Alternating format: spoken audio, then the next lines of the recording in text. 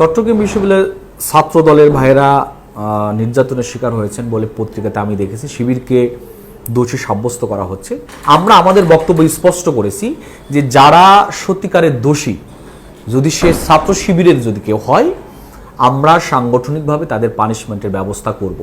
এই যে আমাদের ভিতরে যে ঐক্য, এই ঐক্যের যে ফাটল সৃষ্টির জন্য চেষ্টা চালাচ্ছে, এটা আমার মনে হচ্ছে কোনো একটা শক্তি এই কাজটা করে যাচ্ছে।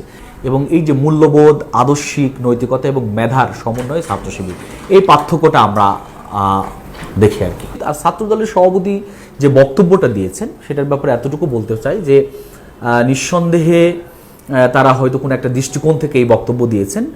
আমরা মনে করি যে যদি কোনো আমাদের ভুল বোঝাবুঝি থাকে তাহলে বসা উচিত, বসে এটার সমাধান করা উচিত। এর মধ্য দিয়ে জাতির যে এখন সমগ্র জাতি একটা ফ্যাসিস্টকে সরানোর জন্য যেভাবে ঐক্য হয়ে